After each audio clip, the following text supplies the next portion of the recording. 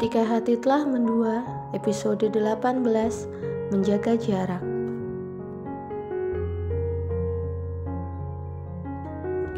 Pukul 7 malam, Niken sudah kembali ke rumah. Ia mempersilakan Indra masuk. "Kok sepi?" tanya Indra saat tidak mendengar apalagi melihat penghuni rumah satupun. "Mungkin anak-anak belum pulang."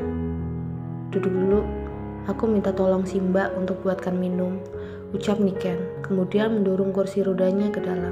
Indra pun menurut.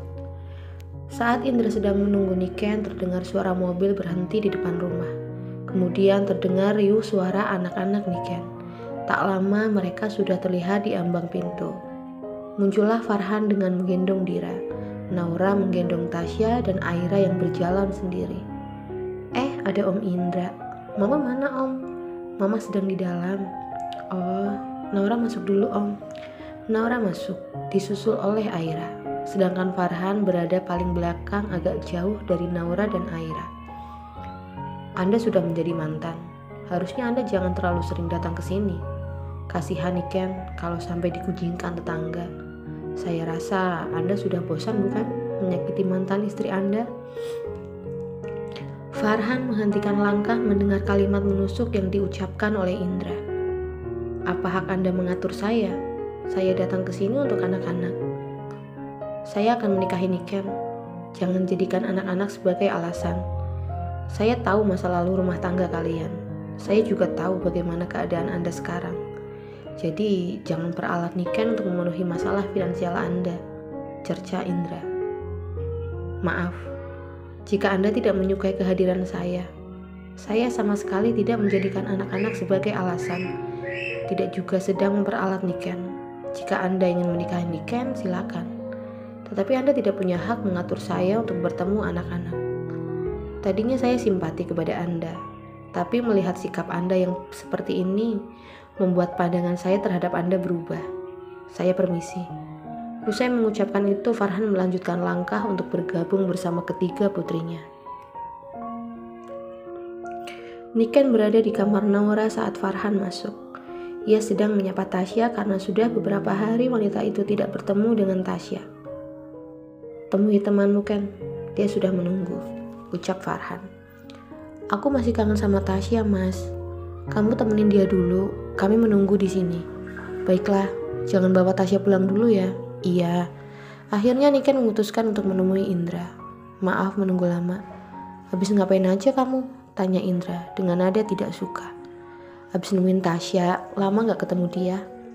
"Tasya? Anak mantan suami kamu sama madu kamu?" Niken mengangguk. "Aku heran sama kamu. Mereka udah jelas-jelas menyakiti kamu. Kamu masih saja bersikap baik sama mereka. Bagaimana mereka gak ngelunjak?" "Maksud kamu apa?" "Ken, Tasya itu anak dari wanita yang sudah merebut suami kamu. Wanita yang sudah menyakiti kamu. Gak usahlah kamu harus ikut ngasuh dia." "Ndra, apapun yang terjadi, Tasya gak salah. Dia gak tahu apa-apa. Pernah gak kamu berpikir? Coba saja madu kamu masih hidup. Kamu masih jadi istri pria itu.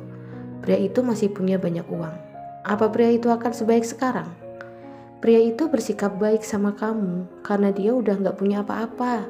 Makanya dia baikin kamu," ucap Indra dengan menggebu-gebu karena rasa cemburunya. "Dari mana kamu dapat kesimpulan seperti itu?" "Karena aku juga seorang pria." "Berarti aku bisa ambil kesimpulan kalau sifat kamu sama seperti mantan suamiku. Lalu, haruskah aku masuk ke dalam lubang yang sama?" Indra terperanjat. "Bukan itu maksud aku. Sifatku jelas berbeda dari pria itu. Aku tidak akan pernah menyakiti kamu, apalagi sampai menduakan kamu jika kamu menerimaku." "Ndra, sudah malam. Mungkin lebih baik kamu pulang." "Kamu ngusir aku?" "Aku tidak mengusir kamu." "Baiklah, aku akan pulang. Tapi kamu juga harus suruh pria itu pulang. Jangan karena alasan anak-anak, dia bebas bertamu ke rumah kamu." Niken mulai tidak menyukai sikap Indra. Dengan berat hati, akhirnya Indra meninggalkan rumah Niken.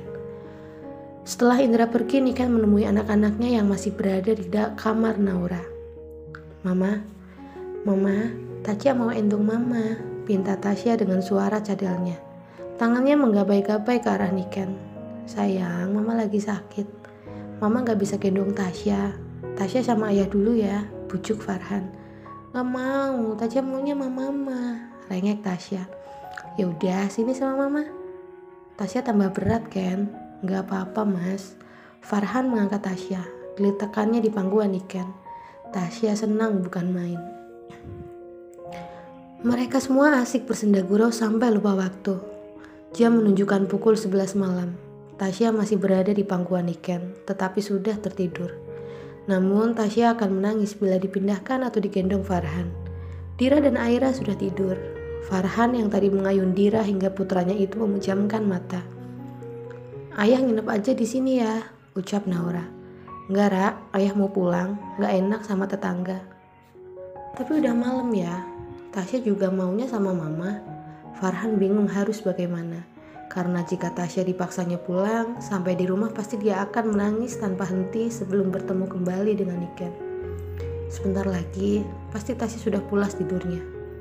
Kalau nanti Tasya nangis, nginep aja di sini. Naura mau gosok gigi dulu, abis itu mau tidur. Setelah Naura berada di kamar mandi, Farhan dan Niken hanya saling tatap. Tidak ada yang mengeluarkan suara. Sampai akhirnya wanita itu menundukkan kepala beralih memandangi Tasya. Jadi anak solehah nak. Apapun yang terjadi, mama tetap menyayangi Tasya. Tasya tetap anak mama, sama seperti Kak Naura, Kak Aira, juga Dira. Mama harap nanti Tasya juga akan tetap dan selalu menyayangi mama. Ucapan Niken diakhiri dengan kecupan di kepala juga kening Tasya. Kasih sayang yang sama Niken berikan kepada Tasya. Siapapun dan bagaimanapun orang tua bocah itu, Niken tetap menyayangi anak itu. Terima kasih kamu sudah menyayangi Tasya, sudah mau menjadi mama untuk Tasya. Nanti setelah kamu menikah, aku akan berusaha memberikan pengertian untuknya. Karena pasti suami kamu tidak suka dengan kehadiran putriku. Ucap Farhan yang susah membuat kening Niken berkerut. Siapa yang mau menikah mas? Kamu. Aku janji, aku akan berusaha untuk tidak merepotkanmu lagi. Dan mungkin mulai besok, aku akan kurangi waktuku datang ke sini. Biar aku menemui anak-anak di sekolah saja. Mendengar ucapan Farhan membuat Niken memalingkan wajahnya. Entah mengapa hatinya seperti tertusuk mendengar Farhan tidak akan menemuinya lagi. Setelah Tasya benar-benar tidur pulas, Farhan membawa putrinya itu untuk pulang. Sepeninggal Farhan dari rumahnya, Niken merasa kosong. Sudah benar-benar berakhirkah kebersamaannya bersama Farhan? Naura masuk ke kamarnya setelah mengantar ayahnya ke mobil. Melihat mamanya melamun, remaja itu menghampiri. Ma, iya sayang, jawab Niken sambil menengokkan kepalanya ke putri sulungnya. Udah malam, tidur ma. Naura antar ke kamar ya. Niken mengangguk. Setelah mengantar Niken, Naura kembali ke kamar. Di dalam kamar, Naura tidak langsung tidur. Ia memikirkan ucapan Farhan di mobil tadi sebelum ayahnya itu pulang. Maafkan ayah yang belum bisa jadi ayah yang baik ya, Ra. Ayah ngomong apa sih ya? Selama ini ayah terlalu egois. Ayah tidak memikirkan mamamu. Kami sudah bercerai, tapi ayah masih saja merepotkan kalian. Ayah juga tidak memikirkan bagaimana anggapan orang-orang tentang ayah yang sering datang ke sini. Kenapa ayah ngomong gitu? Gak kenapa-kenapa. Ayah baru disadarkan. Mulai besok ayah janji ayah akan berusaha untuk tidak merepotkan kalian lagi. Gak ada yang direpotkan ya. Mulai besok kita ketemunya di warung aja ya. Ayah akan ngomong ke kamu kalau ayah pengen ketemu Dira. Tanpa bisa dicegah air mata Naura menetes. Farhan langsung memeluk putrinya. Ia pun ikut menangis. Maafkan ayah sayang. Maafkan ayah. Semua ini karena ayah. Semua salah ayah. Gara-gara ayah, kita jadi seperti ini. Farhan mengecup puncak kepala Naura. Remaja itu tak mampu berkata-kata. Mereka menangis dalam diam agar tidak mengganggu tidur Tasya yang berada di jok belakang. Farhan menjauhkan tubuhnya. Ia menghapus air mata di pipi sang putri. Sudah, jangan menangis. Sana masuk. Pasti mama sudah menunggu. Naura mengangguk. Naura sayang ayah. Ayah juga sayang Naura. Sayang semua anak ayah. Setelah itu Naura turun dari mobil Farhan kemudian masuk rumah. Ya, jika boleh meminta, Naura ingin kita kembali bersama. Tapi Naura tidak ingin menyakiti Mama. Naura takut Mama masih trauma. Ya Tuhan, berikanlah kami yang terbaik. Apapun yang menjadi takdirmu, kami terima. Doa Naura sebelum ia memejamkan mata. Esoknya seperti biasa, Farhan menjemput Naura dan Aira.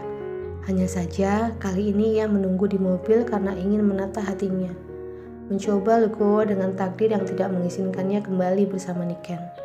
Ia mencoba dengan mengurangi waktu bertemu Niken.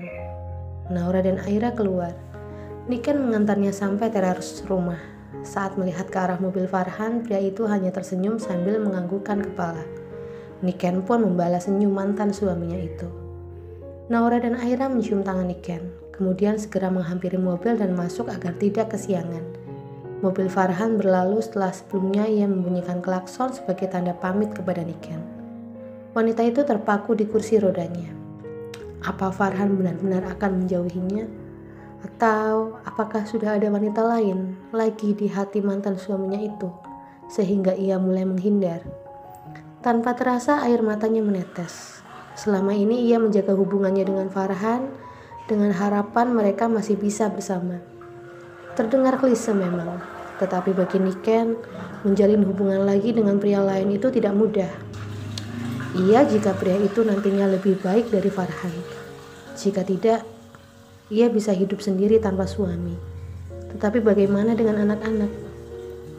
Mereka tetap membutuhkan figur seorang ayah. Namun, jika memang telah ada wanita lain lagi di hidup Farhan, Niken tidak bisa berbuat apa-apa.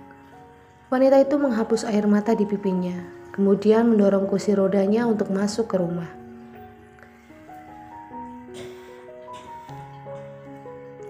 Sudah 1 minggu berlalu, keadaan masih sama.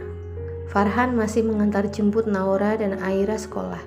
Jika ingin bertemu Dira, ia akan mengajaknya keluar. Mas, Niken memberanikan diri untuk memanggil Farhan sebelum Farhan membawa Dira pergi. Karena sudah 1 minggu juga tidak ada komunikasi di antara mereka. Iya, Farhan menghentikan langkah. Siapa wanita itu, Mas? Apa Mas sudah mengenalkannya pada anak-anak? Kening Farhan berkerut. Wanita? Wanita siapa? Aku pikir sudah ada wanita lain di hidup Mas. Makanya Mas sekarang jarang di sini karena menjaga perasaannya. Farhan mengembuskan napas, kemudian tersenyum. Tidak ada wanita dan tidak akan pernah ada. Sudah cukup cobaan yang menimpaku. Aku hanya ingin membesarkan anak-anak tanpa harus ada seorang istri lagi, ucap Farhan. Kalaupun harus memiliki istri, hanya kamu wanita itu. Tapi aku sadar, aku tidak pantas buat kamu, lanjut Farhan dalam hati. Ucapan Farhan ditangkap lain oleh Niken. Niken menganggap ucapan pria itu juga untuk dirinya yang berarti tidak akan pernah ada kesempatan lagi untuk bersama. Tanpa Niken tahu, Farhan selalu mengawasi Niken, terutama saat jadwal kontrolnya. Jadwal kontrol Niken sore hari. Farhan jadi leluasa karena warungnya sudah tidak terlalu ramai dan sibuk. Indra lah yang setia mengantar dan menemani Niken. Hingga akhirnya kini Niken sudah bisa kembali berjalan, meskipun harus menggunakan kruk di kedua ketiaknya. Tentang ucapannya beberapa minggu lalu, Indra memang telah meminta maaf dan tidak akan mengulangi lagi. Oleh karena itu hubungannya dengan Niken kembali membaik. Ken, iya, aku ingin bertemu orang tuamu. Akhir pekan ini kita ke sana yuk, ajak anak-anak juga. Untuk apa, Ndra? Aku ingin melamar kamu. Melamar? Iya, melamar kamu ke ayah kamu. Setelah itu aku akan menikahi kamu. Kebimbangan melanda Niken. Haruskah ia menerima Indra menjadi suaminya? Sesuai rencana, akhir pekan Indra, Niken, Naura, Aira, dan Dira pergi ke rumah orang tua Niken menggunakan mobil Indra. Setelah berpikir masak-masak, Niken akhirnya memutuskan untuk memberikan izin Indra bertemu orang tuanya. Meskipun ia tidak bisa menjanjikan mau tidaknya ia menikah. Tasya demam. Berulang kali ia memanggil Niken. Tubuhnya sesekali kejang meski terlihat samar. Sejak hari di mana Tasya diajak ke rumah Niken saat ada Indra di sana, balita itu memang belum bertemu Niken kembali. Mengindahkan ucapan Indra, Farhan tidak ingin dianggap memanfaatkan Niken. Kenapa nggak kamu ajak Tasya ke rumah Niken, Han? Tanya Ibu Farhan yang memang sekarang lebih sering menjaga Tasya. Enggak, Bu. Aku tidak ingin lagi merepotkannya. Aku harus membiasakan diri. Mungkin sebentar lagi dia akan menikah. Farhan memang sudah menceritakan tentang Indra yang selama ini menjadi teman dekat Niken. Jika kamu masih mencintainya, kenapa kamu tidak mau berjuang? Siapa? Aku, Bu. Aku cuma pria, mantan suaminya yang sudah menyakitinya luar dalam. Tidak pantas jika aku harus merusak kebahagiaannya lagi. Apa dia juga sudah tidak mencintaimu? Bagaimana dengan anak-anak? Masalah hatinya aku tidak tahu. Kalau anak-anak seperti Naura, dia akan mendukung apapun asalkan mamanya bahagia. Kalau Aira dan Dira, mereka masih polos dan terlalu kecil untuk tahu semuanya. Ibu Farhan menghela napas kemudian mengembuskannya. Baiklah, terserah kamu. Tapi untuk kali ini jangan pikirkan ego kamu. Kasihan Tasya.